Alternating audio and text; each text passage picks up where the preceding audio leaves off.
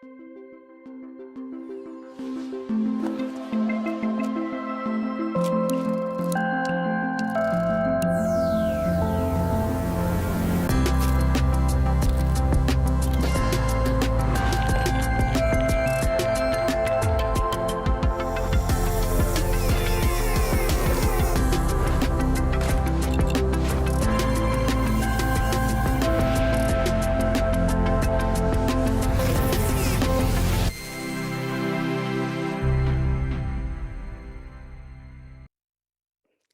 everyone. Hello. Welcome. Welcome. My name is Elsa, and I'm a visual designer from Tanzania, and I am today's host for our UI UX Adobe Live session. I am here today with the wonderful and very talented Alyssa Nguyen. She is a founder and creative director of Alyssa Nguyen Design, based in Princeton, New Jersey. And today and tomorrow, she'll be designing a landing page for her design podcast called The Designer Diaries. So, super exciting stuff. Can't wait to get into it. If you are in the chat, please do let us know where you're joining us from. We would love to know what part of the planet that you are tuning in from. I said before that I'm in Tanzania, Alyssa's in New Jersey, totally opposite sides of the world. We'd love to know where everyone else is joining from as well. But yeah, super exciting stuff. Before we dive into Alyssa's introduction and also what she'll be doing for today, just want to kind of highlight a couple important things. If you did miss the second week of the Illustrator Daily Creative Challenge Creative Encore, it is ongoing this week. Andrew Hawkerdale is going to be hosting that every weekday at 11:30 a.m. Pacific time. So be sure to tune in, take part in the challenges, practice your design skills. And the best part is whatever you make, you can share on Discord, on the Illustrator Discord server, and get feedback from your peers, from mentors, from really anyone who's interested in looking at your work and sharing a comment or two. So it's super exciting stuff, a great way of improving your design skills. Hope to see lots of you participating this week. But yeah, we are so excited to be here. I know a couple of you might be joining us on YouTube. Definitely tune in on Behance, where we'll be able to see any of your comments and questions. So join us over here. We'd love to have you. But yeah, Alyssa, I would love to give you the floor. Ooh, a couple people have let us know where they're tuning in from. We have someone from Canada, Brazil, Utah. We love this. So many different places. Scotland. Oh, wow. Greece. Okay, wow. We have almost all the continents here. Bangladesh. Thank you so much, guys, for tuning in. Alyssa, you have the floor. Please do introduce yourself and let us know what we'll be doing today. Yeah, for sure. Hi, everyone. My name's Alyssa Nguyen. I'm a self-taught branding and web designer. I've been doing this for about 2 years now. I also have a podcast. I'm in that sweet spot between millennial and Gen Z, so it's kind of what I'm known for. And I've also been described as if Jess and Schmidt had a daughter from New Girl. And there's my socials if you want to follow me, and there's my signs if you believe in that stuff. I just wanted to show you a bit about what we're doing today. I just rebranded my podcast called The Design Diaries. It's a podcast that I kind of created so that I could just talk to myself alone in my room without being embarrassed about it. So, and I started publishing it. I recently rebranded it, and now I'm going to build a landing page for it with you all today live. Ooh, exciting stuff. Can't wait. So, should I just jump in, get started? Yeah, definitely. Okay, cool. So I have everything laid out, and I usually do this with every website that I do. I import all of the branding assets just so it's like much faster for me, and I usually have all the photos that are available to me from a brand.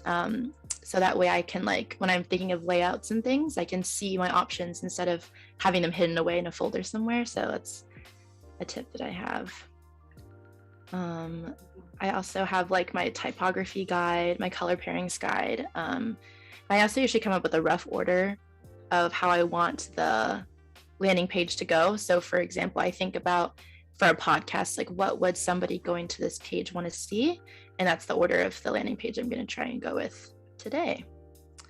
So sounds fun. I just love that you have a podcast specifically about your design experiences. Like, I haven't seen that a lot. So it's super exciting stuff. I think people in the chat would love to know more about it throughout today's session.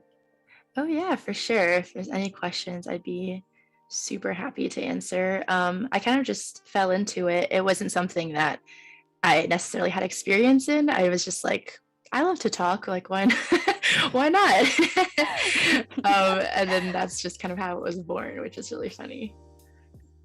We love that. No, that's great. Also, the colors are amazing too. But yeah, like she said in the chat, if you have any questions about her podcast, do let us know. We would love to answer them. Yeah, and I can totally narrate any of like the things that I'm doing, if that's of any interest too. Basically, I always start out with this top like hero portion, so like from the dotted line up. I think that's the most important part of a landing page, especially if you're not building out the rest of the website yet, which I'm not doing. Because that's really like it's if you're like speed dating, it's whether people are gonna like swipe right or left is like this hero portion. So I usually make a couple of versions before I decide on one, but let's just see where it takes me. Yeah, I love that analogy. It's like speed dating. Oh, we have a couple people saying hello. Mackenzie says hi, Alyssa. Christine says hi, Alyssa. Alice Zhang says hi, Alyssa. So, wow, so many people joining us. This is super exciting. Yeah, those Oh, are some Lexi has a friends from really nice Instagram. comment. Oh, Oh, they really? are. Yeah. Yeah, they're here to support you. Lexi says your podcast is really authentic and fun and highly recommends it to anyone. I agree. I did listen to an episode. It is really good. Thank you so much. Sometimes I think it's so funny that like realistically, if you think about it, I'm just sitting in my room just talking to a microphone. And then people listen to me afterwards. But people have been so kind with their like comments and reviews and things. I feel very, very blessed. So yeah, no, it helps to have like a support system.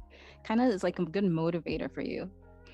yeah, for sure. And it's fun is because it's like the podcast, the whole point is that I just talk about things that come up in my everyday life. It's not necessarily supposed to be things that have to be helpful or like from a professional opinion. It's just things that are relevant to me, and then I talk about them, and then people will message me telling them that they're going through the exact same thing, and that, you know, or my episode came at just the right time. And it's nice. I feel less alone, and I think people who listen to it feel less alone, which is, you know, the goal, which is always really nice. Yeah, definitely. I love this cloud shape that you've made, and you made it so quickly. Oh, But yeah. it looks so good. Thank you. I'm a big like shape person. I think it's something I can't escape. I've tried designing without using shapes of some sort. It just doesn't work Yeah. out for me. I get It's you. I agree.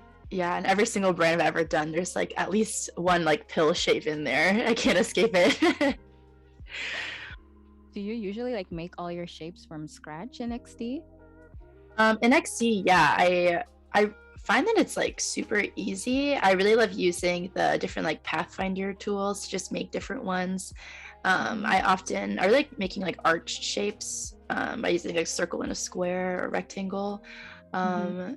So yeah, I always have a lot of fun making shapes in XD. It's way easier than I think it looks. So when I do it really fast, it seems like I'm pressing a lot of buttons, but it's actually really simple.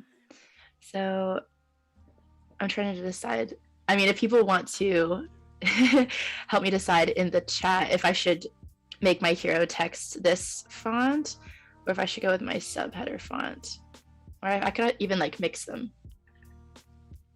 Oh yeah, true. In the chat, let us know which font would you like for the hero font. We have a question from Katie Lynn. She's asking, do you sketch out the layout of the page before you start designing? So that's a really good question. I used to do that, but I have since stopped, with the reason being I actually realized that it was like stifling my creativity, if that makes sense. I kept falling into the same formats over and over when I would pre-sketch it versus when I just sit in front of a blank wireframe and I'd look at the photos and I like actually am actively doing it. I find that my brain just comes up with much more unique versions, and it's better for everyone, especially for the client, if I can do that. So I've stopped doing that. And I do the same thing when I'm doing like social media templates or any sort of like collateral design. I also try and start with something blank without pre-sketching. If you follow my Instagram, I do a lot of time-lapse videos of me designing, and people are always like, how do you do it so fast without pre-sketching it? And the answer is it's a selfish reason, actually. Okay. It's a system that works for her. Yeah, for sure. Have people commented yet on what their preference is? Ooh, on the font, not yet. Let us know what your preferences are. I think those are the two fonts that you have right there, the Poplar STD Black and the other one. So let us know which font that you prefer. Oh, Richard in the chat says, podcasts are a person just talking to a microphone. Yes, I think that is the literal description of what a podcast is.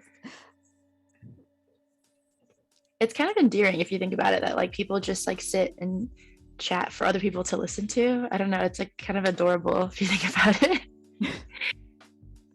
Okay. I think I like this font. I think we'll save this. So unless anyone really feels strongly. Yeah, I love it. But if anyone feels strongly about the other one, I can also defer. I will definitely let you know. Oh, okay. We have an influx of comments about the fonts. I like the top one. I think that's Poplar. It's easier to read. Top one for sure. I think Poplar is the most popular one. Okay, cool. We can always change it. Sometimes I call this like my graveyard or like my bench of things that I'm not sold on yet. I just throw them to the right.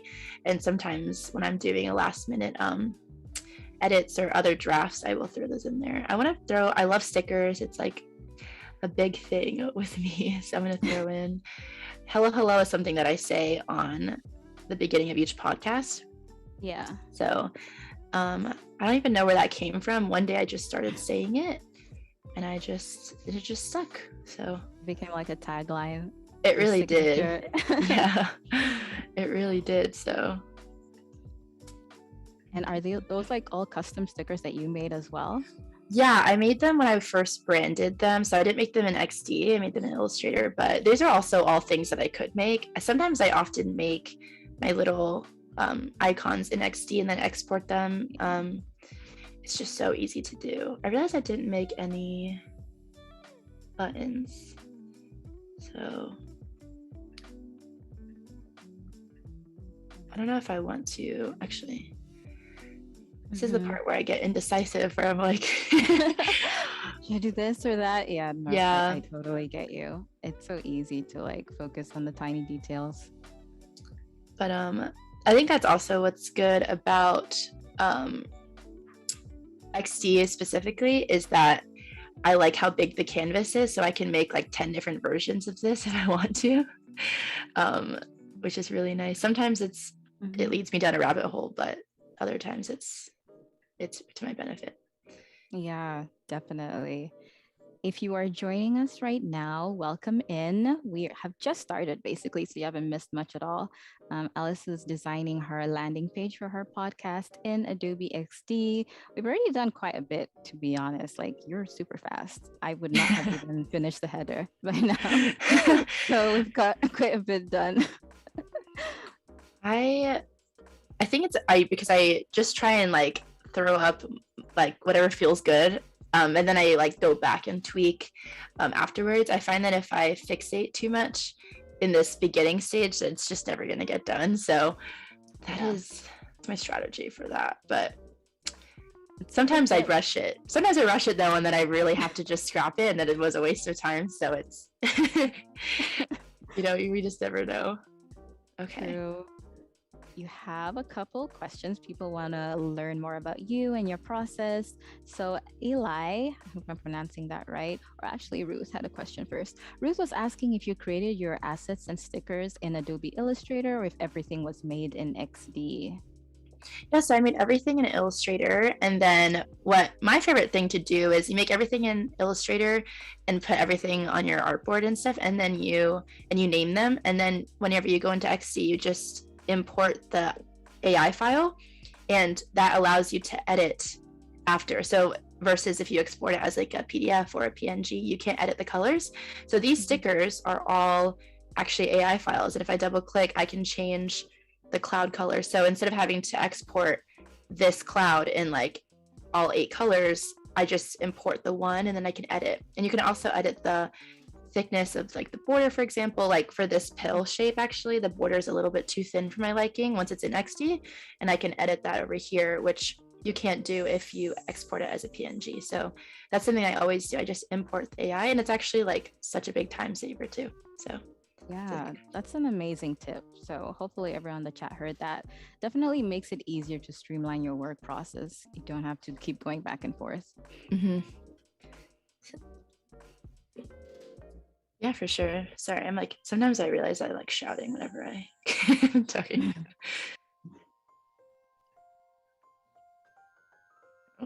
For anyone who's wondering who I just talked to, I was just I was told to move the mic, and then I didn't realize that I wasn't supposed to talk about it. But yeah, I'm just using some like lorem ipsum filler text since I don't necessarily have all my copy ready yet. Normally I prefer to have the copy done for this, but yeah, I will be working with this. And then usually sometimes some copywriters prefer to have the wireframe done and prefer to have a set number of words to work with before. So it's also not a big deal. Yeah. And I think a lot of us have noticed that you have a very distinct style. Like even if you check out her Instagram, she has a very distinct style and branding, which is really cool. And Eli specifically was asking, is this like your style? Have you found your style? Or do you typically kind of work with mood boards before every project? What is your approach usually? I would say I definitely have a a style at this point. And I don't mind it. I think that as long as I don't run the risk of being repetitive, of like my brands looking the same, I think I'm okay with having a style. It's developed very slowly over time. Something that I just noticed I started to kind of do. Like I feel like my colors are pretty consistent. The way I like to do layouts is pretty consistent.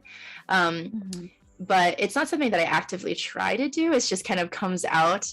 How I came about this style was I just did whatever felt good to me and like try to design intuitively rather than always looking at inspiration. So I do mood boards, but I try not to put other people's design on the mood boards. I try to use like photos, or I try to use inspo from other industries maybe, and then, you know, find a design aesthetic through inspiration that way. Because I find that if I put other designers' work in my mood boards or in my creative direction, it just always ends up not feeling authentic to me. And so my design style came out through not relying on other people's work or designs. So my Pinterest boards over time started out with just always other designers' work. And then it slowly evolved to a lot of photo shoots, a lot of even like album covers, cool t-shirts and things. It's like a lot more varied. Even like architecture and like interior design I've started to use to try and get myself out of that dependence on other people's work. And so through doing that, I think I've found my own style because I've kind of put myself in a vacuum, so I wasn't influenced by other people. Right. No, that's really cool to hear. So is that something you'd also recommend for other designers to do? Like, I don't even have my own style yet. So we are hoping to learn from you. Like, how do we single on like one specific style that works for us? Yeah, I think that, I mean, I don't want to put anybody into the mindset that you have to have one style. It's great if you do, but I think that instead of paying attention to trends or what seems to be performing well, or just let yourself design sometimes without even looking at any sort of Pinterest or any sort of inspiration, and see what fonts, what colors naturally inspire you. And just do Mm-hmm. that for, especially when it comes to Instagram content creation. With clients, I mean, often you have to follow an aesthetic, which is harder, or you have to follow some sort of Mm-hmm. strategy. But if it's for your own Instagram, for example, or if you're just creating a concept brand or something, try doing it without any inspiration at all, and then see like what your mind comes up with. And then as you keep doing that, you're going to notice some continuities um, over time, and then through that Mm-hmm. it'll give you the confidence to start applying that style to your client work. Then over time it'll be something that you might get recognized for, which is fun and cool when that happens. Yeah. Awesome. Thank you so much. That was like great advice. Yeah, of course. If there's any other questions, I like love answering those types of things. Oh, definitely. I see that you've like designed your own custom podcast. What would you call this? A preview thing that people can play. It's really cute though. Oh yeah, this is from Anchor. So I would probably make this in like Squarespace or something, or but any website Mm-hmm. builder allows you to embed these audio players. I would just recommend choosing one from a website that you like aesthetically. This is from Anchor. This is like the cutest one that I've found, but I know that other podcasting platforms have different audio players you can use. I just chose the one that fit the look I was going for. Yeah. Cool. So yeah, I'm just making another custom shape, just using Mhm. circles. Let's see. Audrey is also obsessed with the stickers. I think we all are. At the end, everyone should say which one their favorite is. I really like the D with the cloud in the outline. That's my Oh, favorite so far. thanks. Oh, really? Thank you. The- I really like, my personal favorite is probably this like tiered cloud. It feels very like 70s-ish to me. yeah, yeah, it does have that feeling. But this one's kind of fun too. But yeah, I'd love to hear what people like. I can also make more. Sometimes when I'm designing a website, I realize that like there's a shape that I want that's not created. Like I'm missing a circle right now, and I think circles are really great placeholders for white space. So I might end up making something like that. Oh yeah. Anyone has suggestions? Like you have a shape you want to be like, can you make this? Let us know as well. We have a question from the chat from Voodoo Val. Alyssa, do you have any good go-to places where you get fonts and other assets? Yeah. Well, one, I would say follow the type, I guess, collectors on Instagram. So there's different ones like contemporary type, there's femme type, and there are these accounts that are specifically dedicated to finding really cool fonts sourced by different types of font designers. And they usually each have an aesthetic. So it's really nice that they curate that for you. Type Wolf, a classic. I also really like going on Behance actually for type inspiration. And then I also have a couple of foundries that I follow pretty consistently. I like follow their work, or I'll check up on their website. And that's really it. I also think a lot of creators, like fellow designers that might follow, they also will post like font reels, or they'll post like a font carousel. It's like fonts we've been loving, and then it'll mention certain foundries, and then from there, that's how I find them. So that's my recommendation. If you kind of find yourself getting the same types of fonts, try and like use other people's free resources and then expand that. Oh, yeah, that's awesome. I think also on your Instagram, you have posts sometimes where you're talking about your favorite fonts. Oh yeah, yeah, I have done a couple of those actually. So maybe follow me. I'm just Follow her. She has all the resources. Oh god, that's so funny. But I think a couple of people I think that said hi in the chat that are friends of mine from Instagram. A lot of them also do that. So if you just I do go through the hashtags all the time, and I'm just like font inspo, and then just follow people who post the stuff that I like. It's super helpful. Agreed. This is looking really nice so far, though. Thank you. Like, it really does have a retro feel to it. That's kind of what I was going for. When I was doing the rebrand, I was having like a major identity crisis because I didn't know what exactly I was going for. But I'm glad I landed at this. It's so hard to always like brand your own stuff because it's like you could do anything, and so yes. Oh my gosh, why is that the hard? You're right, it is because you can do anything, and you're like so much more of a perfectionist with your own work. 1000%. Okay.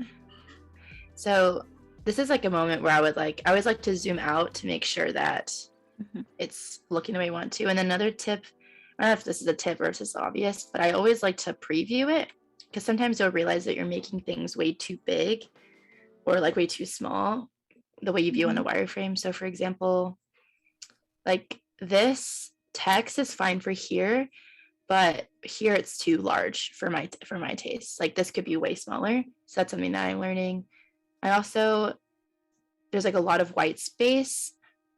So what I like to do is if there's a lot of white space on the left and right, for example, so this is like a centered thing, I actually think that this next section, the white space should be either on the left or the right. If everything is centered, it doesn't give it a lot of like visual interest. And we want the user's eyes to kind of zigzag. If it's just going down the center, it's easier for people to skim. So right now, all of the interest is on the left because that's something that you read and it goes to the center. So ideally, if you want to zigzag, we would want it to go to the right. So I'm actually going to move everything I did to the right and make some white space on the left so that your eye is kind of doing a zigzag situation. And that's something that I've just picked up, I think, over time. That's such a cool tip. I don't think I've heard that before.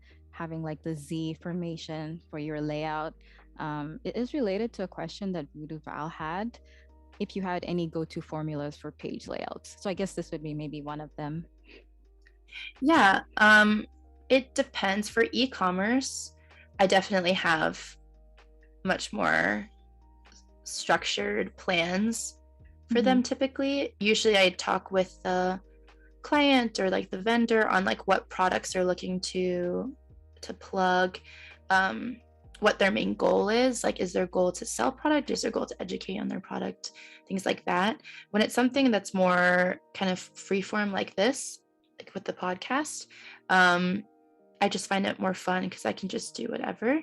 So I guess the answer is only for e-commerce, I have like 2 to 3 layouts that I typically default to, but otherwise I try to make everything as open as possible for myself, just so, because I think I feel really trapped sometimes by my own designs. So I have to give myself that leave. So okay. If you are joining us right now, welcome. We are currently with Alyssa. She is designing a landing page for her podcast called Designer Diaries. And right now we're kind of working pretty quickly on it. So feel free to join us. If you're on YouTube, join us over in Behance. Say hi in the chat. If you have any questions for Alyssa, she's answering all your questions. So let us know what you'd love to know.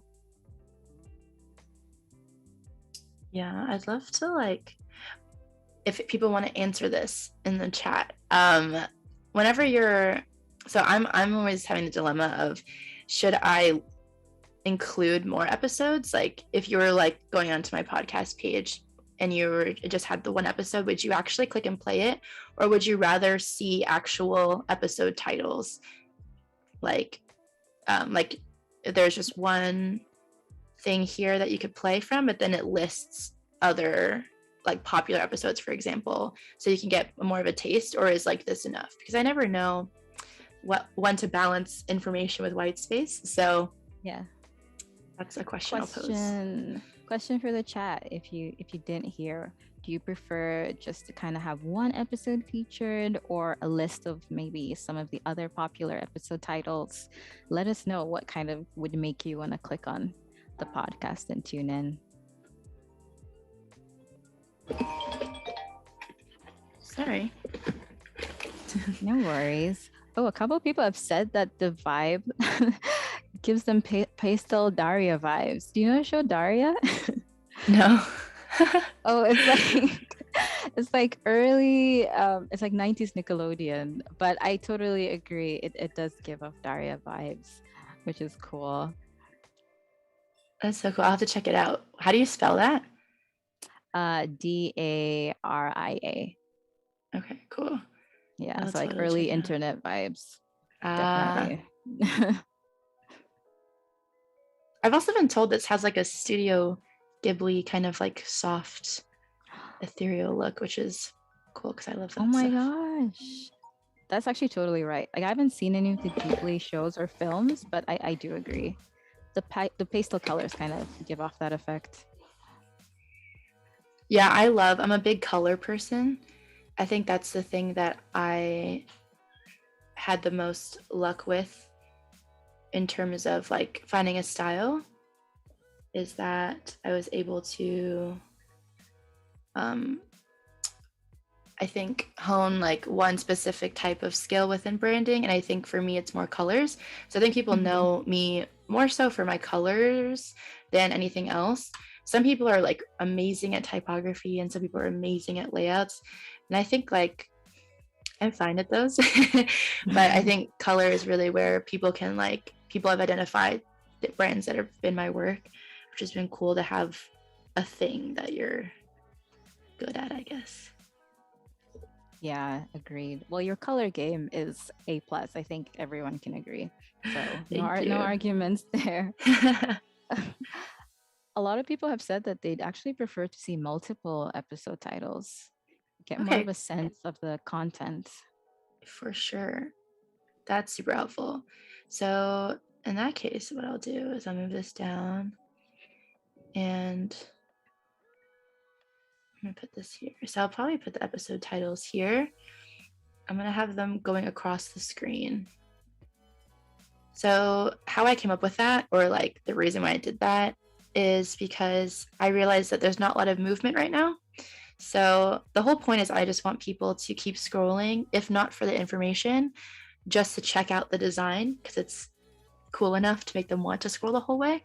So I realized that maybe they stuck around because this was interesting to them, but around here, maybe it gets boring. So hopefully this having words moving across the screen in a banner motion will add in some temptation for people to keep going. Yeah. I mean, that's the hope anyway. So I actually think I'd prefer if it was this shape. So I'm just gonna connect two of them together, just like that.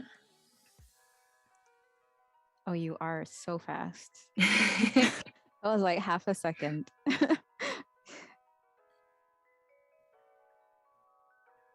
Oh, we have a question from Ella. How do you self-teach design, if you self-taught design, and if you had any tips? She's not sure if she wants to go to school or not. Yeah, for sure. I think it's so much easier than it sounds to teach yourself, just because the internet has so many resources. I taught myself through watching YouTube tutorials, Adobe Lives, believe it or not. I'm not just saying that. I also learned a lot through TikTok, actually, slash Instagram. So people just like to post free stuff all the time, and you can really take advantage of that. So, and I would say people always say practice makes perfect, but, and I know it's like super annoying to hear that, but it's true. And I would just design random things all the time and then just post it and like not necessarily care if like how good it was, just because the stakes were low when I was first starting out. And then through doing that, I found myself learning things. And you don't know what you don't know until you try and do something and you realize you were never taught it. And so then Googling or YouTubing how to do it and then doing it, you know, with an actual client, that's how you like learn that, get muscle memory. So okay, actually, I need people's opinions. I'm gonna cut my own self off. I like the Proceed. idea of a moving thing, but I also don't know how, like, I'm thinking about the experience of trying to read that as it's moving, and I don't know how like much I like that, you know? So you want the chat to kind of let you know. Yeah, like if it were you, would you like, is this enough info on like other episode titles, or would you prefer that are like a bit more legible? Is it something that you would actively read, or is it kind of like a fun moment that is enough for you? Because it's just hard, like designing for my own podcast. I'm like, well, obviously, you know, the episodes are on the profile, but yeah, I can't think like that. Gotta put myself in the mind of who might be navigating your website. Yeah. Definitely. So yeah, let us know in the chat if this horizontal scrolling element works or if you'd prefer a different type of design. Would love your feedback. So yeah, I'm gonna check on this now. Yeah, so I like to check the eye gaze myself by like, I kind of let my eyes glaze over and I just scroll and I see like if I'm looking at what I'm supposed to be looking at. So for example, like if I just skimmed and I happen to look at the stickers before I listen to the pod, that's an issue, and that's an indication to me to make them smaller or maybe move them. In this case, I did look that way, so it is good, but because you can always run the risk when you're like filling up white space like this that it becomes distracting and like counterintuitive. So I always have to check that with like a scroll test is like what I call it. Yeah. So that's a really good tip, definitely, for anyone working on their own designs. Eye test your own work and see if it works or if you need to make any adjustments.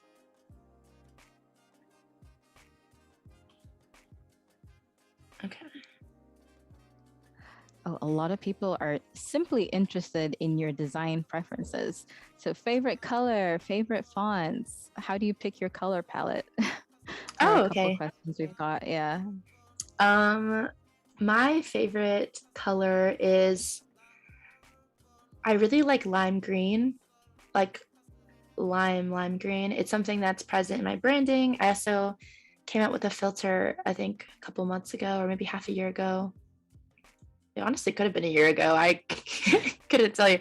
It's called Lime Daily, and that was a really popular one for a while. So I love neons, or like muted neons. So sometimes I have to actively hold myself back from using them because like it's not what the brand needs. And as far as fonts, I've really been loving slightly funky sans serifs. So this is an example of one. It's called Mabry. I think it's so cool. If you look at it, it has just a lot of contrast between like the X height and like, I just think, and they're so round, but it's still so legible. I love like the little T swoop, and I love just the little A, how it has a little curve to it. So I've really been into sans serifs with a bit of character. So I love Helvetica, but if it has a bit more funkiness to it, you know, I've been really into it. So that's one. Another brand, this one is where is it? Over here is a Grandier. It's another example, very funky sans serif. So I just love the way they look. So that's a good question. And then what were the other questions? Color, font? Yep, color palette. Like, how do you pick your color palette for your designs? I usually start out with 1 to 2 colors first.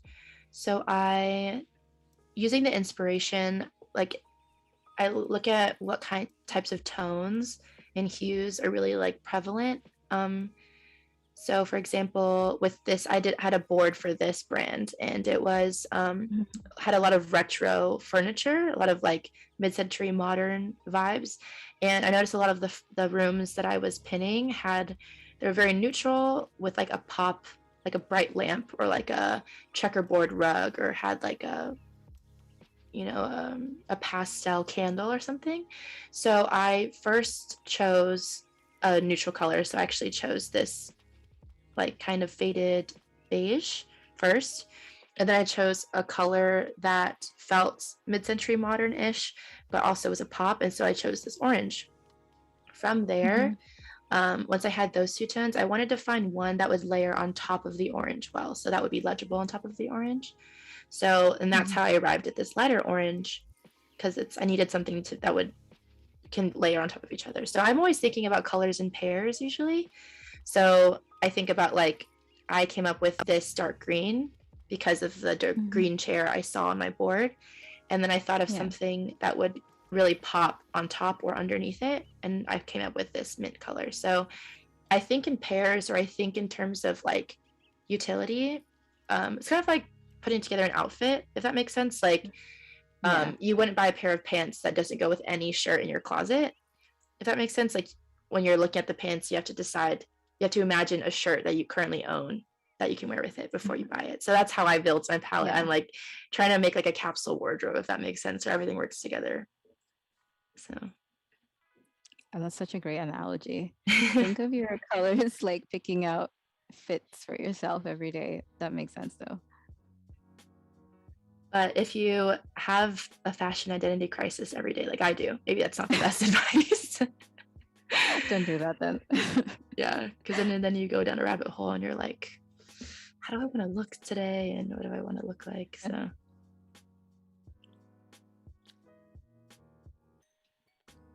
oh wow, we have quite a few comments about the horizontal scrolling element we had for the episode titles. So let's just see what a couple of people have said. Val, or rather Maria, had mentioned that she'd kind of prefer if it included small pieces of information. So not a lot of text that's hard to read, because then you get dizzy, which kind of makes sense. And a couple people agreed with that. They said that your font is legible, so that kind of works. But it might be a bit better if it was a tiny bit larger and a bit more spaced out with the letters, I guess, kind of to make it easier to read. So there's a couple of pieces of feedback from the folks in the chat. Cool. Actually, what I might do is I like the idea of, I still like the idea of it being scrolling, but I think I'm gonna follow what people said and make it bigger. And I'm also going to include just a bit more information. So rather than having, it's still going to be scrolling, but rather than one line continuously, I'm actually going to have like little small blocks of text spaced out. Not sure if that makes sense to people, but maybe you'll see in a second. Once they see it, they'll totally understand. So I'm just going to underline it. I'm a big underlined text person. I don't know how people feel about that, but I love underlined text.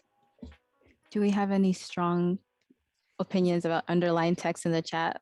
Have somebody said, no, I hate underlined text. I don't see a lot of it often though. For links, I think people kind of opt for using different colors much more often these days. So it's cool to see like underlined used.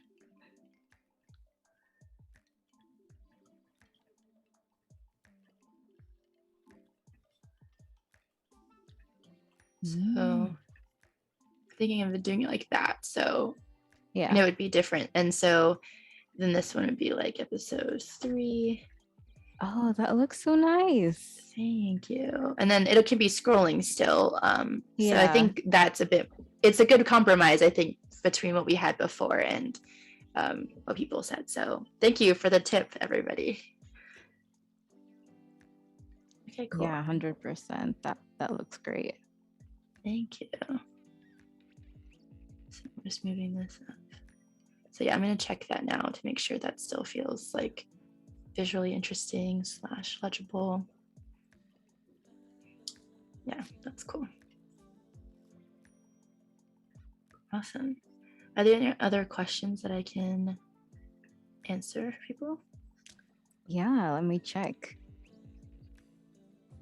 If anyone has any more questions about Alyssa's work, or even about like some of the techniques she's using in XD, maybe you've like never seen that before, feel free to ask in the chat and she will definitely kind of go through how she comes up with her ideas or build certain things on her page. We do have one question here. Oh, what is your favorite website builder? Question. So I love Webflow. That's what I've built all of my personal websites on. But I will say for my client work, and I work a lot with e-commerce people, I use Shopify and Squarespace the most. But my favorite's Webflow. I work with a developer though, so I'm not building these myself usually. Yeah. But that is my favorite. I think it's just the most versatile. I often do design sometimes like some layouts that are a bit more difficult to achieve through just coding alone. So for the sake of my my team members, I try and if I know I'm going to be building a Webflow, then I can let my brain go free. But if they're building in Squarespace or Shopify, I try and think or design in sections that are buildable the way that Squarespace and Shopify are built in sections. So, but Webflow is my favorite. Yeah. Ooh, awesome. We love that. Also, Val mentions that she loves your pictures. A lot of them seem to include snacks and drinks. Thank you. That's why we love them. Thank you. I just was talking to my friend earlier about how funny it is that not only do people have to see me in the little square, but they also have to stare at me on the landing page too. So that's my bad, you guys. Okay, so I don't remember if I remember I mentioned that thing about the zigzag. I realized that it's okay for this to be centered, but I'd actually prefer if it zigged back to the left. So I'm going to move this title to the left.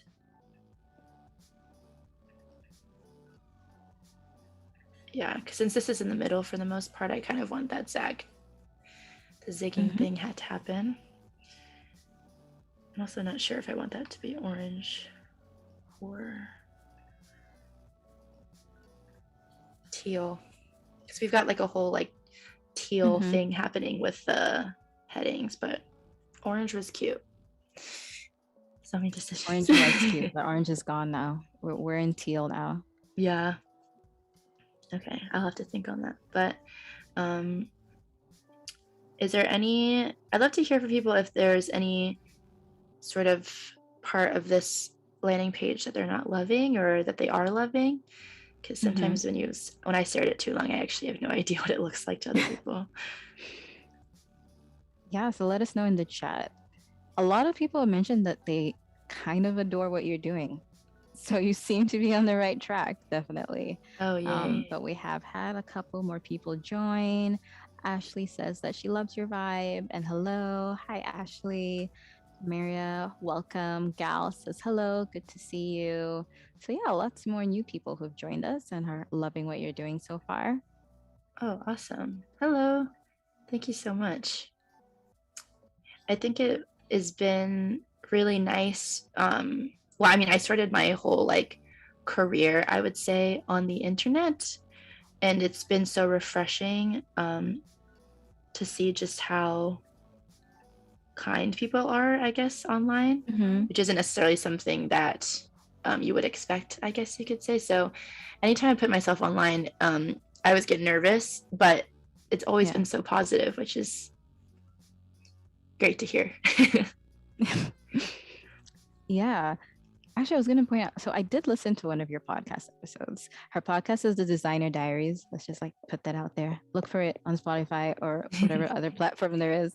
And your latest episode was on sharing information about yourself online and kind of your experience with that. Yeah. I talked a little bit about it. It was just, I have these episodes called diary entries where they're Mhm. not so much like tips. It's more just kind of things that are on my mind as a designer or as a creative. Most of my episodes, I try to like give concrete tips or helpful information, but these entries are Mhm. kind of just rants. And that was one of them, because I have built most of my relationships online on Mhm. the premise of sharing a lot about what I go through, whether that be like mental health wise or whether that be about difficulties that I'm feeling in my business or imposter syndrome. And Mhm. I think to some people, especially if it's related to your business, people are very obstinate or against oversharing or getting personal. I Mhm. personally really enjoy it.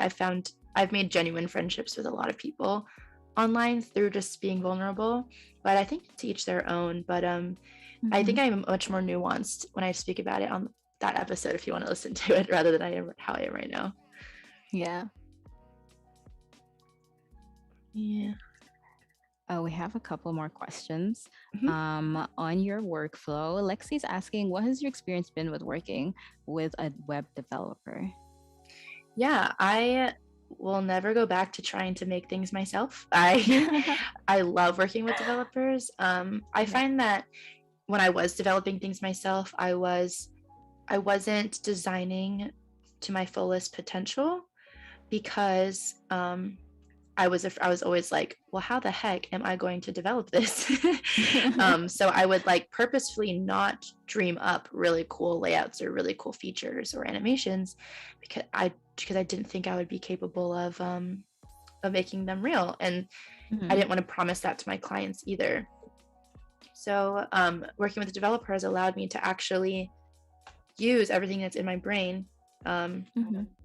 and feel more freedom with designing. And also, it's really nice to know that your time can be spent elsewhere. Like, I could talk forever about the benefit of outsourcing, um, Mhm. because it's like you think that you're saving money by doing it yourself, but the hours that it took you to try and learn how to do something that you're just not as good at, those are hours Mhm. where you could be designing another website, or hours you could be designing Yeah. something else. So Mhm.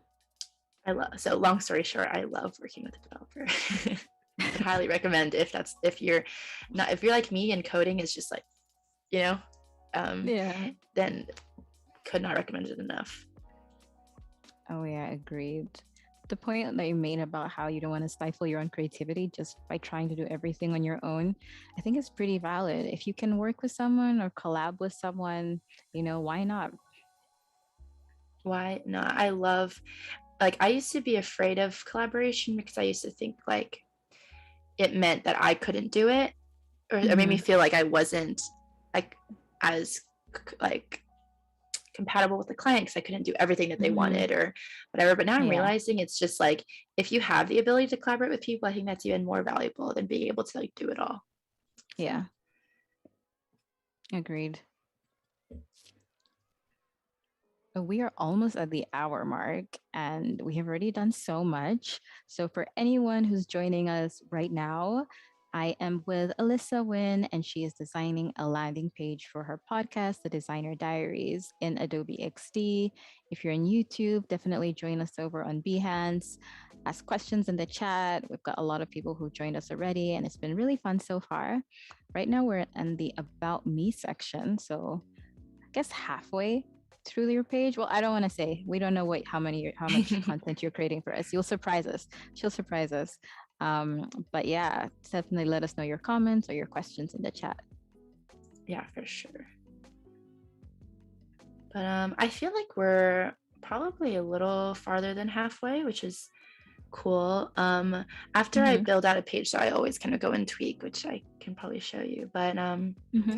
because I have this little order here, I'd love to hear if people have anything else that they think I should add. So I have we had the hero, the intro, listen, about. So now I'm gonna do the reviews. Mm-hmm. Um, but if people have other things, like if you were to go on a podcast website, if there's something that you would want to see, definitely let me know. Yeah, 100%. If anyone has recommendations of extra sections to add, let us know.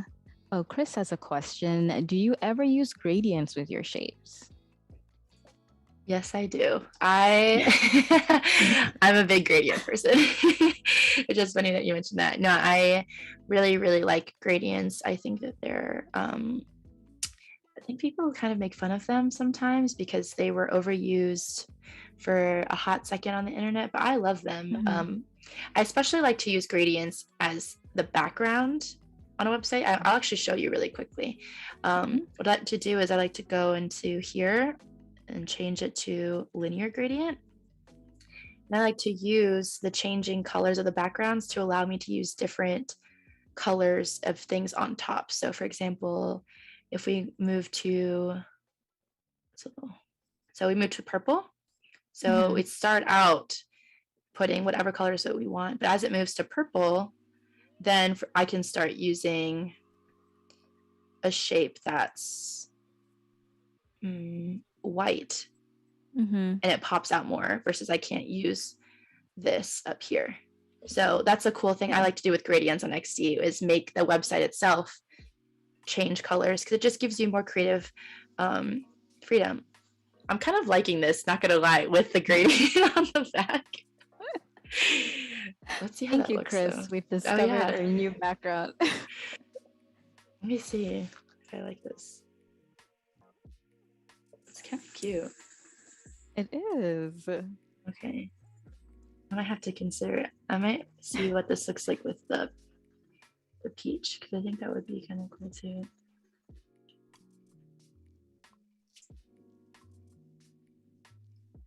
Oh, the light peach to the dark peach. Mm-hmm. The peach to the blue. Anyone in the chat, if anything like pops out to you, like, yes, this is the one. Yeah, Let us know. I can also move these. So sometimes what I'll do is if I don't want it to start quite yet, like if I don't want the blue to start till like about me, then I'll add Mm-hmm. markers so that way I can control where it starts. So Mm-hmm. starts around here. So that way it doesn't, because sometimes the gradient can make a weird gray color. So I'm going to hide that gray part behind this banner. And so that way you just get the pretty blue afterwards. Right. So I don't know if the blue one is my favorite. I think either I like the idea of the peach one. And then I would just change the color of this banner. This is like half of what I do. I just go back and forth between different options. Playing around different colors. No, same. Definitely same. Oh, you mentioned that you added markers in your gradients. So Val was asking, can you go over that? So how exactly you use markers with your gradients? For sure. So if you see up here in your gradient, so how you can add those is just by clicking in an empty space and it'll create one for you. So like that. And and whenever you're moving them, you can click either directly on to this line on here, or you can move them in here. So how I know, so I want this purple to be like pretty prominent in the middle. So I'm moving it here. I want this cream shade to kind of start blending higher up. So as you can see, like it moves the color with it. So that's just how you do it. And the way you change the color is you can tell which one is highlighted when it's like clear in the center, and then you click whatever color you want. So I love using gradients in XD because it's like super simple. I think I want to use a different shape. So this might be a place where I want a different shape than what I've already created because nothing's really standing out to me with what I have. Because I want something here. So I think this might be a good time for maybe like a rounded rectangle shape, maybe like that. Or this might be a good time for like an arch, or even rather than a cloud shape, do more of like a flower. Because I've done. Oh wow, we are closely watching your custom shape building process. Oh, it's a flower. Yeah, and then you can just, what I like in XD, which is you can't do in Illustrator, is like once you merge them, you can actually like double click Mm-hmm. and still adjust. Versus in an Illustrator, Yeah. you just have to undo. Mm-hmm. So, so Definitely a great tip for anyone new to XD. Once you merge your shapes, you can still edit them, just have to double click into the shape. So I don't like that one, but I like this one a lot. So I'm gonna go with that. Mm-hmm.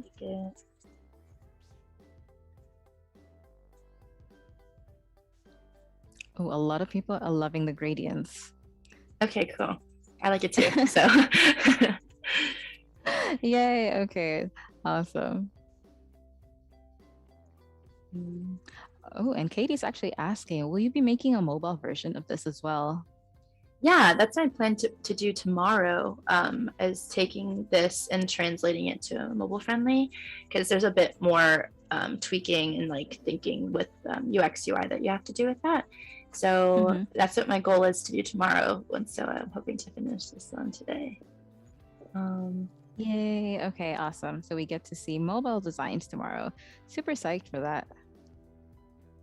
I took a screenshot of my reviews over here, so I'm just gonna make something Mm-hmm. that allows us to view that. So I'm gonna take and make a title. Change the color of this though. But if anyone needs me to like explain what I'm doing at any point, totally let me know. Yeah, 100%. If you want her to go over anything again, please do let us know. Oh, we have a question from, oh, I've lost the question. Oh, I found the question. Okay. I'm a student who's interested in app UI design, like layouts and prototypes, but I'm very bad at understanding code. Do you think it's a weakness? Do you have any advice for learning that part of design? I can't speak too much to that because I haven't done a lot of app design or coding. But I think that it's really impossible, in my opinion, for everyone to be good at every part of a design specialty. Mm-hmm. And I wouldn't consider it a weakness. I would just consider it a specialization. So rather than like, I would just frame it to yourself differently, that like maybe don't call it a weakness that you haven't done or that you're not great at coding or not great at a certain thing, but rather just highlight whatever you're really good at. So if you're like really good at navigation, or if you're really good at mobile, if you're really good at something, just say that you specialize in that or that you are very strong at that. Because realistically, Mm-hmm. I don't know any creative in a specialty that doesn't have something that they just simply don't like doing or aren't that great at. So it's super common, and I Mm-hmm. wouldn't at all frame yourself as being like less than because you too have, Mm-hmm. because literally everyone that I know in the industry has some aspect that they just won't touch, including myself. 100%. The question was from V. So, yeah, V, hope that helped. Also, a lot of people are saying the future is no code. There's so many different no code platforms that exist these days. So, if you really, really do want to learn how to build something like a website live, that's definitely also an option as well. Oh yeah, I love, like, that's why I like Webflow. It's no code for Mm-hmm. the website building. Not that I'm building it anyways, but this is a cool thing. In Mm-hmm. XD, that they have this, it's a plugin. It's called Icons for Design. Um, I love using this to just get free icons for my designs. And it's also, because it's nice because they're like free to use. You don't necessarily have to worry about licensing and whatnot. So Mm-hmm. in case people, if you're designing a lot of websites, you'll need like stars, or you'll need like an arrow button or a cart button. Like they have like a different cart but like ones you can use. So that's Mm-hmm. great. I only discovered that, half a year ago, because before I was Yeah. like going on stock websites trying to like buy a star or like make my own. which is just too time consuming. Yeah. Do you use plugins a lot in your work process? Yeah, I would say. I used to be more obstinate towards them, but Yeah. at some point I was like, what am I fighting this for? What am I trying to prove? So I'm Yeah. definitely, if there's any tool out there that helps me be more efficient, I will use it. No shame. Work smarter, not harder. Yes, totally. So I'm just copying a review. Oh, well, that's a really nice review. Literally obsessed. That's also everyone in the chat. I know, that was so kind of them. So I'm trying to figure out if I should put just the title of the reviews, or if I should also put a little snippet of the reviews themselves. But I feel like that might just be too much text on the screen, you know? Let's see. Yeah, so this font could be smaller. This is like way too big. Mm-hmm. So that's what I'm learning now. Also, this oval could be a little taller.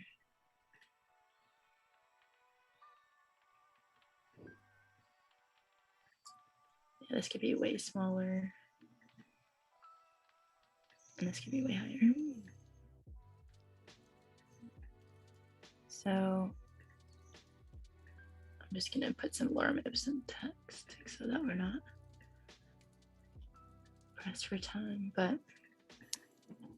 Oh, awesome. It does look really great so far. Thank you. I'm excited. I feel like I actually might build this. I was originally just doing it for fun, but now I'm tempted to send this to my developer. Yeah.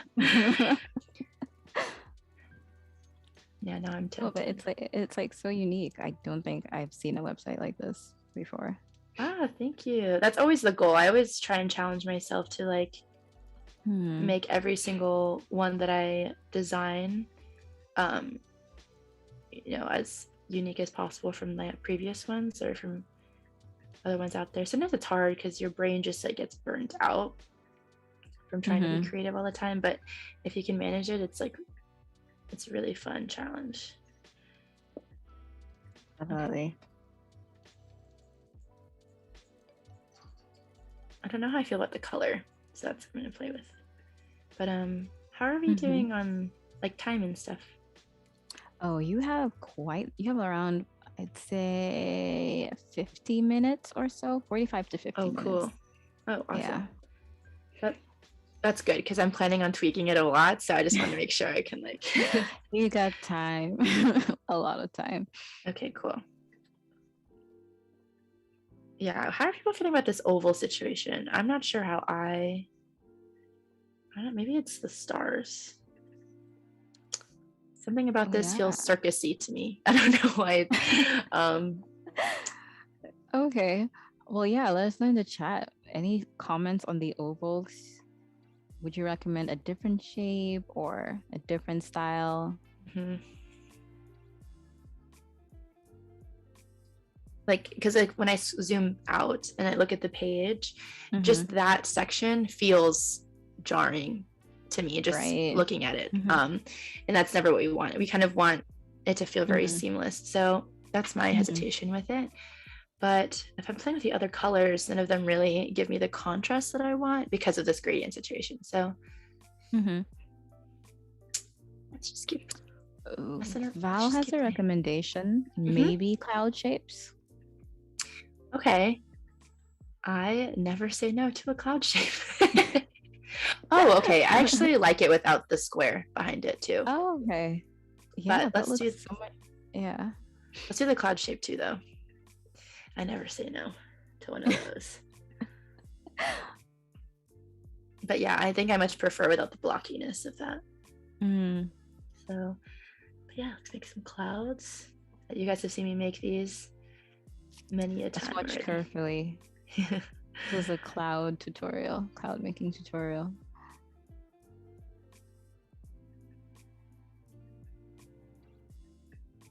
So I'm just holding down Option and I'm just dragging, if you're wondering like how I'm doing that.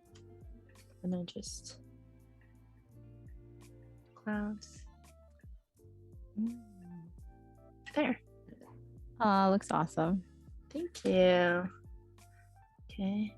And let's see how it fits the text. Gal Great. says clouds or flowers. These are clouds. These are They clouds. could be flowers. This is a flower. Similar but different.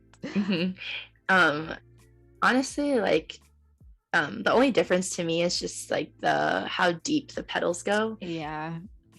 If it's more shallow, then I consider it a cloud, but okay.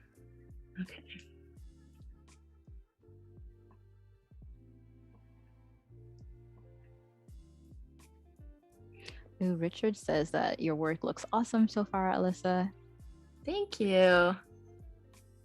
That is so kind. I appreciate that. I appreciate the affirmation. This is a safe space where we provide positive affirmation. Yes, I love that. Okay, cool. I'm into these. It's really good. Let's do. I feel like I don't want to just end off my page with just like follow us on socials. I kind of want to add some even like more information. So I'm thinking of editing my concept order after the review and maybe putting like our story or even like our values or something. Just I think that's a pretty important part of the podcast. So let's try that. So now I'm going to try to do that square thing again I was doing earlier.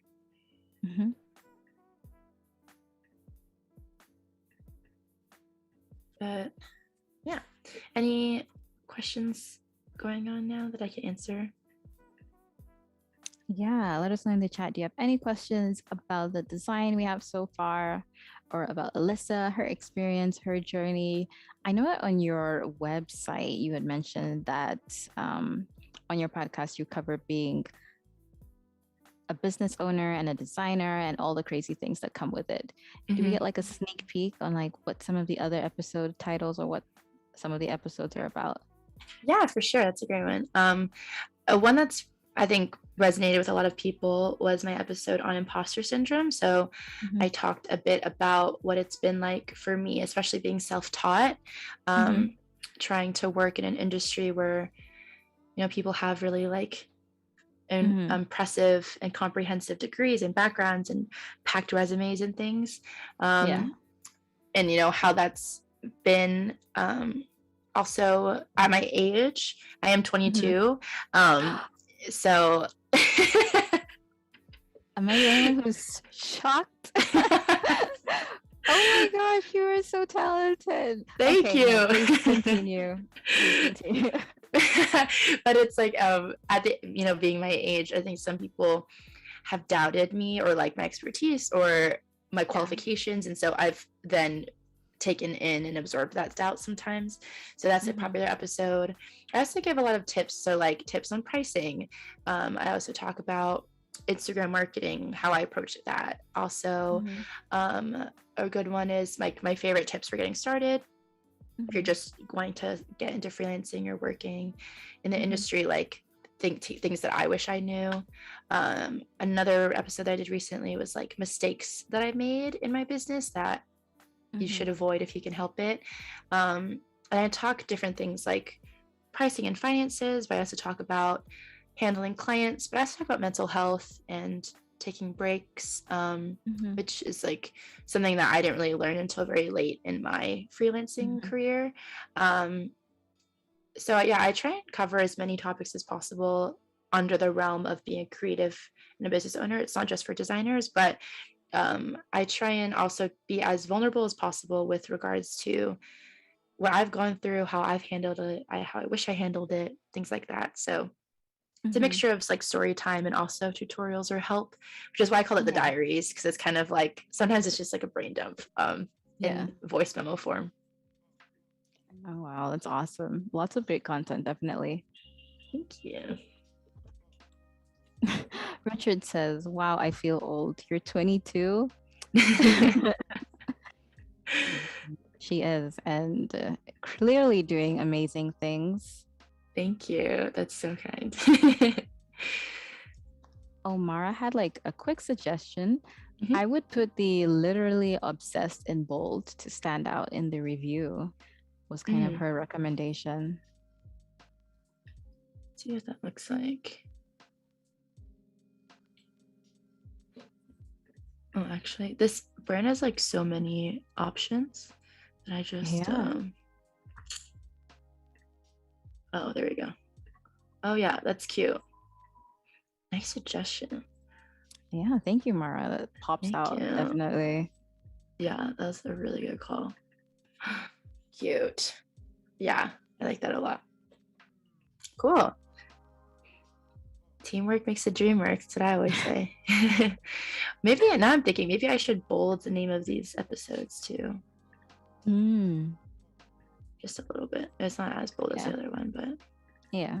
Oh yeah. Solid. I'm digging this. Looking great. Cool. So now I'm gonna do. This is why it's important for me to have this like concept order list before I start, because sometimes I'll just blank. Okay, our story and values. So copy this text. And if you are joining us right now, for instance, hi, Rebecca, who's just joined. Welcome, everyone. Thank you for joining us. I'm here with Alyssa, and she is currently in the process of designing a landing page for her podcast, The Designer Diaries. So that's what we're working on, kind of finishing up the last couple of sections. If you're on YouTube, definitely join us over on Behance, join the chat, tell us of any questions you have or comments. But yeah, thank you for joining us. Rebecca also had a question. Does your concept order differ from your navigation? And would you make your navigation in the same order? Oh, like in a menu? Is that what she's asking? I believe so, but feel free to clarify, Rebecca, if we're wrong. In terms of like navigation, like if I were to put it in a menu, not always. But if you're referring to like if this concept order is like how I design the page navigation wise, then typically yes. I try and so I can talk a little bit about this since we have a bit of time. If this were an e-commerce page, for example, normally in my concept order, I would put like intro, and then I would put whatever CTA that I want or action that I want to happen as a consequence. So I would put like intro, and then I would put like about, and then this page I would put listen. And so those are the pages that exist. So just as an example, about like I would do like CTA here.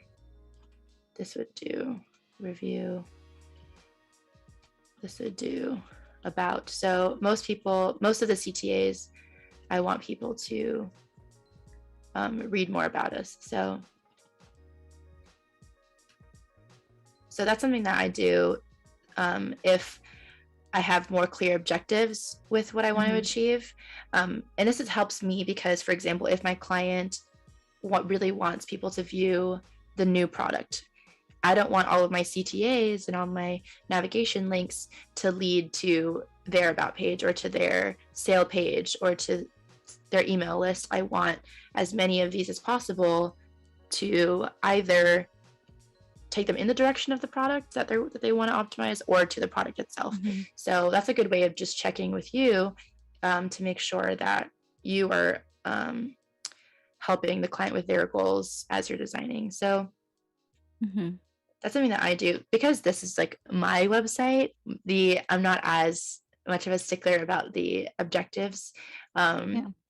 Generally, I feel like people probably find my podcast through my Instagrams first, probably then find us on Spotify or Apple, and then lastly would check out the Instagram as like a interest or curiosity thing. So this isn't necessarily like a traffic grabbing website. So that's why I'm more lax about the layout versus if I was thinking that people were going to find the podcast via the website, I would probably have a lot more CTAs like listen now, like all the time. But because I don't think that's the case, I'm not doing that.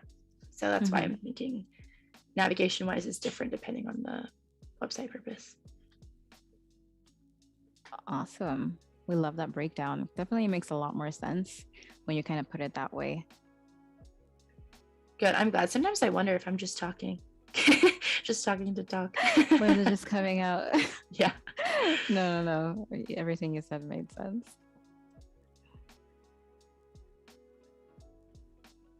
Ooh, okay. We have values.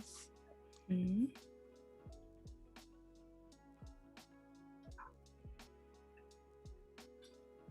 I'm trying to think of what shape I want to put behind here. So you guys know so you guys know already, I love my shapes. Ooh, we have a pill shape. Yeah, I think we might do like 2 connected pills.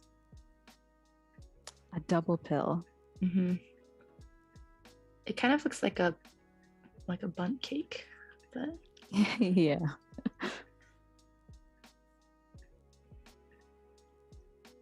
That's pretty cute. Oh yeah, that's adorable. Our values. Oh, that looks great. Thank you. And Val had a great question. Do you always start your work from scratch, or do you sometimes start with UI kits? And follow-up question, will we also be prototyping this website? Mm-hmm.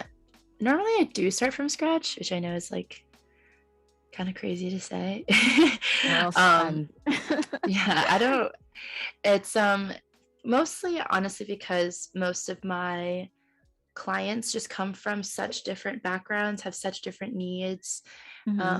Most of my packages that I book are usually customized in some way, and so it's just better and more efficient actually for me to start from scratch each time and just really start where they need me to start.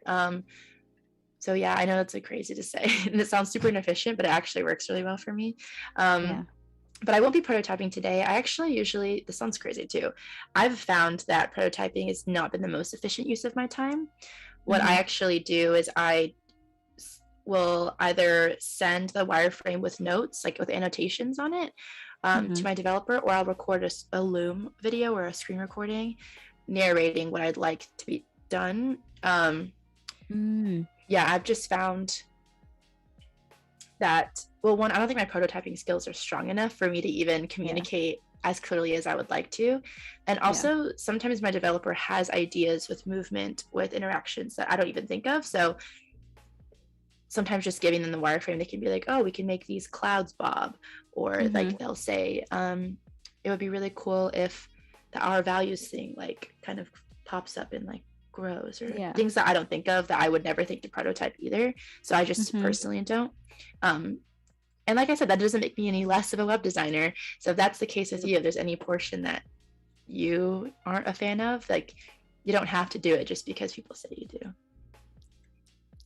100%. Awesome advice, definitely. It helps a lot to kind of get those types of ideas from someone else because they might have awesome ideas and you would never know. Yeah, for sure. I mean, the amount of like brain power in the creative community is crazy. Yeah. So if you can tap into that and like hone it whenever you can, I would recommend it for sure.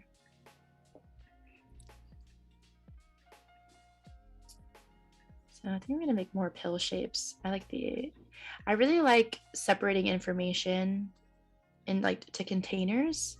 I don't know if people have noticed that, but for me, it just like really helps me to make sure that the information is like legible and clearly defined. So I'm gonna separate our like 3 values into these little pills. Ooh, okay, awesome.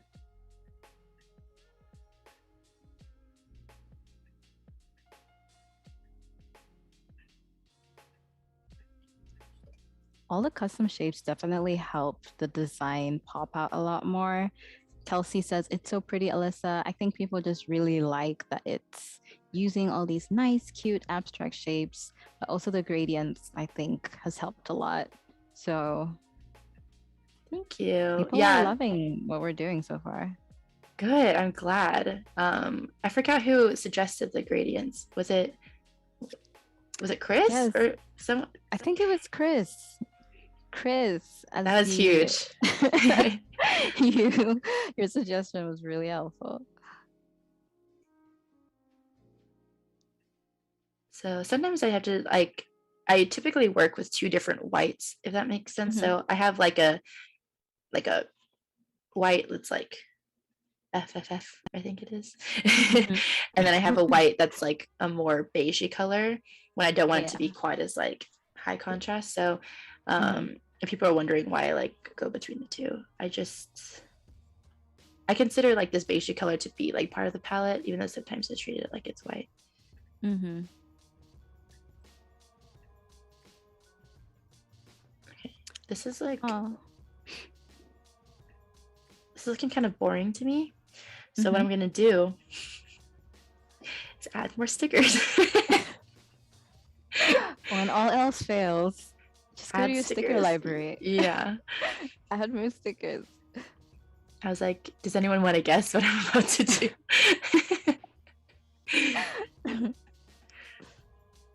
But it seriously works super well. Oh yeah, definitely. I definitely see the value in having these stickers kind of already made. So it's kind of just a matter of grabbing which ones you need. Yeah, it's really great. It's like super efficient, and also Mhm. sometimes like when you're designing, you like creatively can burn out just from thinking of layouts alone. So trying to think of Mhm. both layouts and shapes or icons can just be too Mhm. much on you. So it takes some of the creative burden off. Let's see what that looks like. 100%. Okay, this is looking cute, I have to say. Or I'm enjoying the way it Agreed. looks. I think we all agree. Oh, it looks so fun.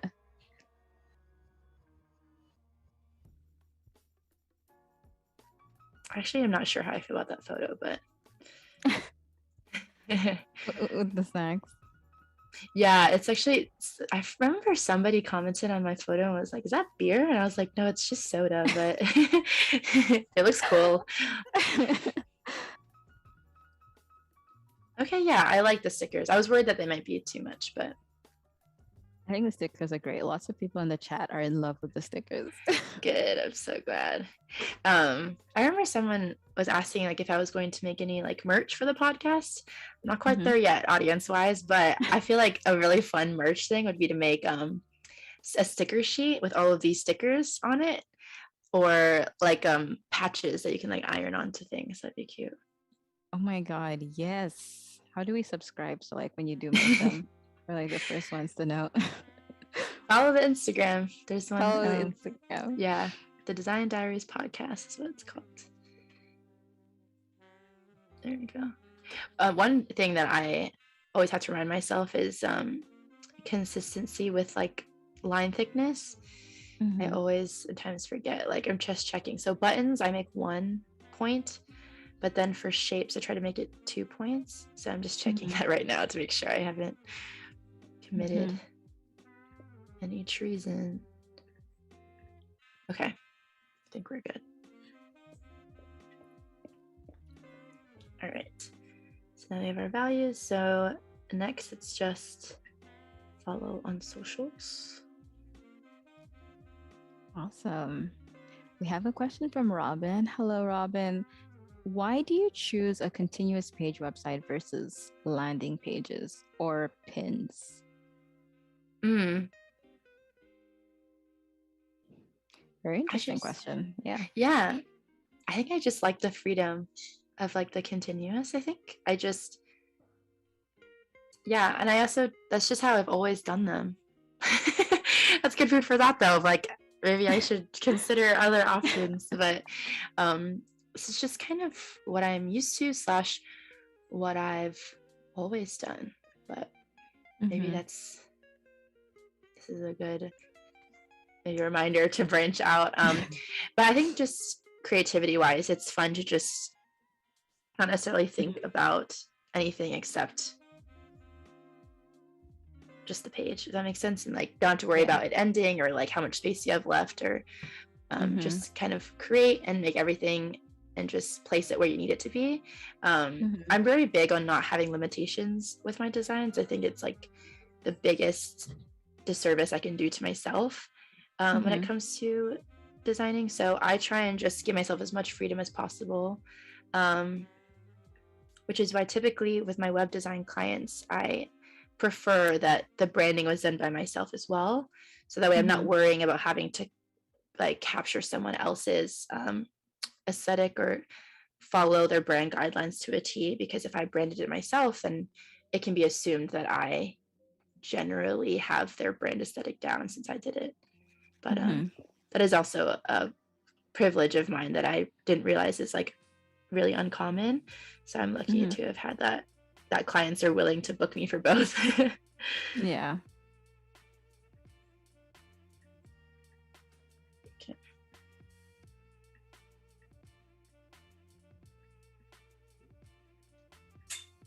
Ooh, and so this is our follow the Instagram section. Yeah. So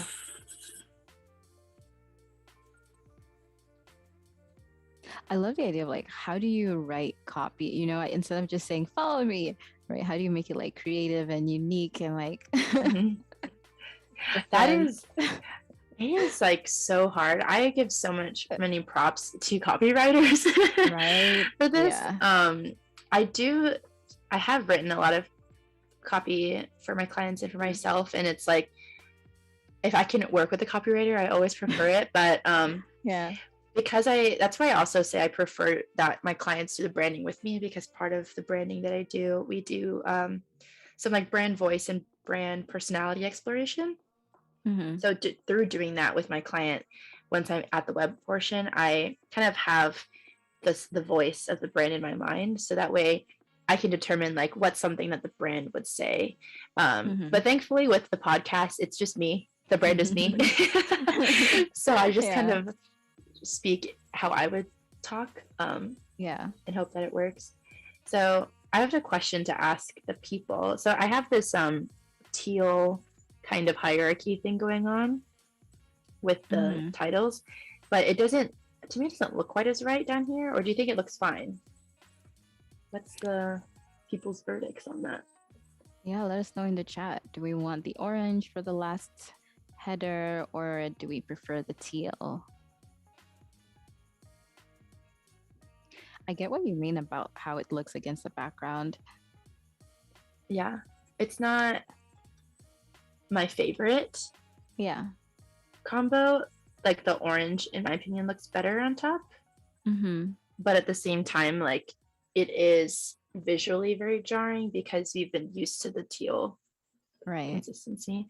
What we can also do is we can also edit the gradient. So since we're at the bottom, I can actually move the peach up here and then make this one go back down to the cream color. Oh, okay. I think that looks better actually. Yeah. Let's go with that. Would have never thought that. We found a solution just like that. I think it's nice because the gradient comes a bit higher up here too, which is what we like. I do have to edit up here. So around this section, the cream ended up coming a little too far down. So I'm just moving that back up. Because we want that weird like gray blended section to be behind the banner. So yeah, just tweaking that. That looks cool to me. Solution. Yay. And then I in Squarespace, there's like this option where you can embed your Instagram. So I'm not sure if it's possible to round the corners of those preview images, but that's something I would ask my my developer about. But if we could round them, I'd like that. So it would just be like my Instagram preview there. Ooh, like your most recent post kind of Oh, okay. Oh, that's cool. So they'd probably be like that actually. And then trying to figure out if I want to put a button to link the profiles, or if I want to do something cooler than that. Because I could just.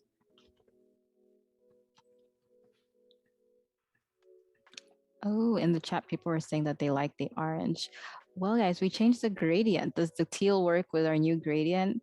Because it looks pretty dope. Yeah. I think I've become committed to the idea of the teal being fully through. Consistency. So, I'm sorry. I know I asked that question and I didn't wait for the answer before I made my choice. But I appreciate the response. Too quickly. Hi, Samantha. Samantha says hello. Oh my gosh, it's so great that we're still getting people joining in. Oh, wow, it's so cool. Okay. So something that I usually do that I didn't do for this one is I make a guide for my left for alignment. So for example, like this one's at what, 78, this one's at 45 in there. So I just do it on both sides. So that way, like as I'm aligning things, it's more consistent. I just didn't do that this time. Okay. But because it's, for some reason, because it's my own website, something about me just wants to make it as like I said, I don't want to be boxed in. So perhaps that's why I am being more freeform with this. And for those in the chat who maybe are new to XD, to get those guidelines, it's just a matter of dragging from the side of the artboard. From the left side, I believe. Awesome. Okay, cool. So I'm just making sure that any text is aligning between the two smaller ones, and then any sort of shapes or elements are coming more so from the right ones. So for here, like I might want to shift this over. Yeah, that looks right. And then I kind of ignore it when it comes to stickers because they're kind of an exception, but yeah, like I want this text to come over to this line. Same thing with here. This is fine. Oh yeah, and so like I didn't know it. I just did this unknowingly, but this rectangle actually fits perfectly in there. Perfectly. So I'm just gonna these I don't really care about. But yeah, so everything seems, oh yeah, and then these are pretty much aligned, which is cool. So yeah, and then so for here, I'm gonna align it right there. I'm gonna align it to this one.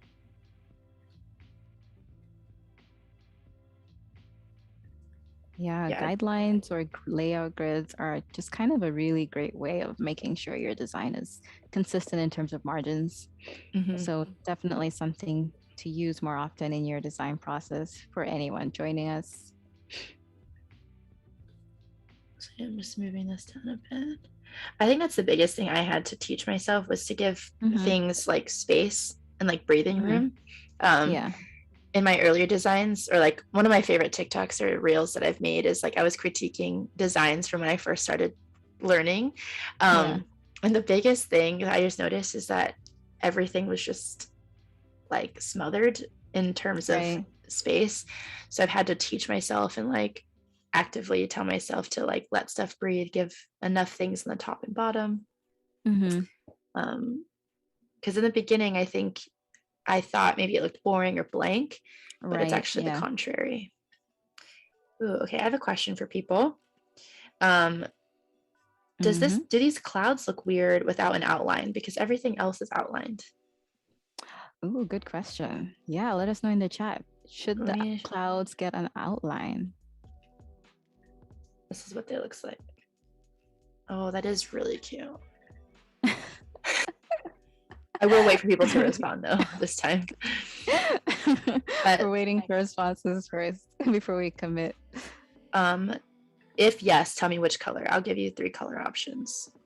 Oh, okay. We have options. Yeah, Oh, there's the orange, the teal, and the black. Okay, yeah. awesome. So I'll let people marinate on that for a second. But I just noticed that. So that those are like consistencies that I try and look for. Is making sure that my border or my stroke thickness is consistent between different elements. I also try and make sure like that the margins are consistent. What else? I also try and make sure with regards to any sort of like buttons that the spacing between the element, oh, I guess there's not one under here, but the spacing between the element above and below is consistent. So what I would do for that, this is like the lazy person's way, as I would just make a square and then drag that square down. So as you can see, there's like a lot more space. Yeah. So that's, and the only reason why I do that is not because of a design preference, but because in Squarespace, you can't necessarily change that as much, like between elements. And I don't want to deliver a wireframe to a client with things that I know are going to be different. Yeah. So if I can, knowing things about certain platforms, I will make those adjustments. But that's something to do. But I'm gonna move it back because I will not be making this. Actually, I'll make this, guys. I want to, but do people even go on podcast websites? Like, do you guys do that?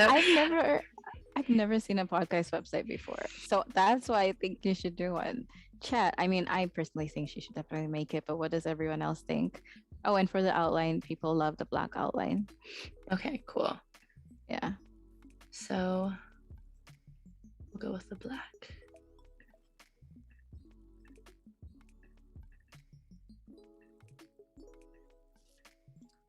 Oh my God, everyone loves the design. You can't leave us hanging, Alyssa. You have to make it. Okay. All right. I'm going to be messaging my developer after this. Okay, cool. So I like the idea of having the button here, and then you can see it if you want. And then if you click onto the photos, I'm thinking it'll take you to the Instagram as well. All that's left for me to do is just a footer. So I'm going to make, okay, there it is. So I was wondering, should I give this little line up here an outline? This is the only shape that doesn't have a border. But if I do that, I need to move the buttons because then you can't really read them as well. Yeah. Like they'd be up here. Once again, for the chat, you guys are here. We kind of want to hear what you guys think. Line on the first shape at the top of the header and moving the links up, or do you prefer the previous design? Yeah. What do we think? Actually, I don't mind that, but for me, it just bugs me that there wasn't a line there. I actually need to increase that, and maybe it could be a different color from black because I think maybe that's what's. I actually might replace this logo with this one, so it stands out because I didn't like the way that the line was cutting into the logo. So. Yeah, I think that just looks cooler. And because I made this in Illustrator, but I imported it as an AI, I can change the color. So I'm going to change the black part to orange. Oh, that looks so pretty. Yeah, so I think that looks better. Matthew says in all caps, "You're doing amazing, sweetie." Oh, that's so sweet. Thanks, Matthew. Matthew, if this is the right Matthew Miller, he's the one Matthew Miller. He took these photos, actually. Oh my gosh. Yeah. The iconic photographer is here with us. Okay. Yeah. I met him through the internet, and then I flew to Ohio and took these pictures with him. So oh my gosh. Yeah, courtesy of Matthew. Yeah. Okay. So all that's left is just the footer. I'm personally in favor of like a nice chunky footer, but I know that's a controversial opinion amongst some people. So trying to decide what color to make this. Yeah, we've gotten like an influx of people in the last couple of minutes. Welcome, everyone. We're near the end of today's session, but we'll definitely be back tomorrow. And for those who've joined us, I'm with Alyssa, and she is almost done with her landing page for her design podcast, The Designer Diaries. We've had lots of great questions and engagement from the chat. So if you're on YouTube and you want to pop on over to Behance and join us, share any last minute questions you have for Alyssa for today, we would love to have you. I think people in the chat actually like a chunky footer. So nice. A chunky footer is in. My type of people. I forgot where it was that I was under the impression that people didn't. I think it was on TikTok, but people are very ruthless on TikTok, to be fair. But I think I designed like a wireframe, like, and doing a time lapse, and people were like, "Your footer is so big," and like a very like, you know, clearly critical. They're like, "Your footer is huge." So I didn't realize that was such like a sacrilegious thing. Crazy height of your footer. Oh wow. So now ever since then I've become very self-conscious of my seemingly huge footers. Oh yeah, Val mentions that the bottom logo is really nice. I agree. Thank you. I do love it. I love that you have like lots of different variations of this logo as well. Yeah, I have they're all up here. Luckily sometimes with certain names of brands, like the letters and the stars align and they just geometrically work, so you can do so much with it. So yeah, I got lucky in this regard. Wasn't planned, but I was lucky. Okay, for the footer I try and make the navigation match the top, so listen, about, follow. And then I also add extra pages, so I'll show you those. So I do the main 3 or whatever pages, and then I also add like FAQs. So, and then contact us, and then maybe I'll put like our studio, so that way if people wanted to follow my design studios page, they could do that. Cool. It looks great. Thanks. And then maybe I'll add icons over here. So that's why I love this plugin, because it's just it is so convenient. Yeah. But yeah, are there any questions from anybody I can answer? I know I was like rambling a bit about TikTok. The increasingly the TikTokers who hate chunky footers. Oh my god. Yeah. I'm not gonna forget that. If I ever join TikTok, I know what I'm not gonna do. I don't want to be persecuted. People on TikTok are like so opinionated. It's like it's honestly the most entertaining thing, I will say. It's people are like super opinionated and like super honest about their opinions. Yeah. Not for the weak of heart. I think I talked about this in a podcast episode, being like, people on the internet are mean.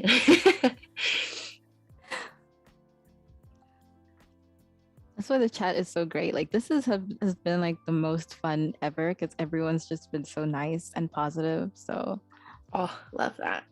Really love that. Oh, Ashley's actually asking, I think she joined recently, how you create your stickers. So for anyone who kind of missed what we talked about earlier on, if you want to just kind of give a quick explanation of how you come up with your stickers. Yeah, for sure. So well, in terms of concept wise, I usually think of what types of shapes fit the brand's personality. So the Design Diaries is kind of funky, kind of retro, and so they typically used a lot of like rainbows, more organic looking shapes. There's some brands that I work on that are very more sleek looking. So maybe I'll use shapes that have more sharp edges, for example, or ones that are less funky. I worked with a brand recently and they have a lot of flower / nature references in their brand. So I made a flower, I made a butterfly shape. I did kind of like a sun ray type of shape, a moon shape. So shapes wise and concept wise, I try and think of what the brand creative direction kind of allows for. And then from there, I try and take phrases that the brand would say or has in their brand book and incorporate that. So for the podcast, it was really just the different variations of the logo, different funky shapes, and then common phrases that were said. So hello, hello is what I always say before every podcast. And then diary entry is something that I feel like is more unique to the podcast since it's the design diaries. So that's how I come up with them. And then I make them in Illustrator. My biggest tip for making stickers is to make them as if it were a sticker sheet. So I don't make them individually like on one artboard. I make like a sticker sheet. So like usually a 4x6 type of artboard. And I design them together cohesively. And the reason why I do that is you can see if you have too much of one type of sticker when you do it that way. So you can see if there's like, if you have too many round stickers, you can see if you have too many text-based stickers, you can see if you have too many icon-based stickers. And so when you make it into a sheet, you naturally design in a balanced way, which gives you then, once you move them to separate artboards, a lot of variety to work with. So that's just my tip. And then also you can kind of upsell your client. You're like, any chance you want to buy a sticker sheet? And then it's already done for it, or which is always fun, especially if they're like a consumer brand. Sticker sheets are so in, thanks to Glossier and stuff. So would recommend highly. Oh, great tips. Thank you so much. For sure. Okay, I'm not loving this footer. I feel like it's almost too chunky. We have exceeded the chunkiness. Yeah. So from scrolling, I feel like that's fine actually, right? It could be a tiny bit skinnier, like a little bit. Let's move these closer together. Yeah, today has been really great. We have just under 4 minutes left in our session. Time flew by. It's kind of insane, but definitely a lot of fun. You can let us know kind of what we went through today and also what you have planned for tomorrow. Yeah, for sure. So thank you so much to everybody for sticking around watching. Today I just did a landing page for my podcast that I recently rebranded, and tomorrow I'm hoping to do the mobile version of this. So and then if there's even extra time, maybe I'll maybe start to design the about page or something. But my hope or my game plan is to convert this to be optimized for mobile, just because there's a lot of different things to think about, and with regards to like different devices, thumb mobility, sizing, and also you just can't do as much with like the space. So that's kind of my main goal, is to talk you through how I deal with those different challenges, while still trying to make it as fun and cool as possible. And then yeah, that's pretty much it. Ooh, sounds awesome. Super excited. But yeah, thank you to everyone who joined us today. Hope to see you tomorrow. I definitely saw a couple last minute questions. Please do join us tomorrow and ask them, and we will definitely answer them as we did today. But this was a great session. Thank you so much, Alyssa. Learned a lot from you. And obviously, myself and everyone in the chat adores your design style and your design process. You have like 100+ fans. Just to inform you right now. Thank you so much, everyone. So yeah, thank you so much. We'll be back tomorrow at noon Pacific time. So join us to catch the second part of Alyssa's design process. As she mentioned previously, she'll kind of be continuing with her website and then doing the app version as well. Also, don't forget to stay tuned on the current live stream. Coming up next is the XD Daily Creative Challenge Creative Encore with Jesse Showalter. Immediately following this stream, you don't want to miss it. I mentioned previously, the daily creative challenges are just a great way of building up your design skills and improving what you know as a designer, tackling different kinds of prompts. So don't miss it. And of course, share your designs on Discord when you're done as well. We'll also have a session tomorrow at 8:30 a.m. Pacific time, a Creative Cloud Express stream session. Super exciting if you kind of want to learn how you can create cool and engaging digital products without having much experience as a designer. Creative Cloud Express is definitely something that you want to try out and see if it works for you. It's definitely an opportunity to kind of pick up new skills with the product that was recently released. And it'll be a session on how to make a simple and clean Instagram feed post with Phil Palin. So you don't want to miss that. Definitely tune in tomorrow. And of course, we would love to see you tomorrow during our second day two session. So yeah, we can't wait for that. Any last minute comments, Alyssa? No, just thank you so much for having me again, and for people watching. I really appreciate the interaction and support. Yay! Super excited for tomorrow, definitely. Me too. Yeah, 100%. Oh my gosh, I think I'm most excited.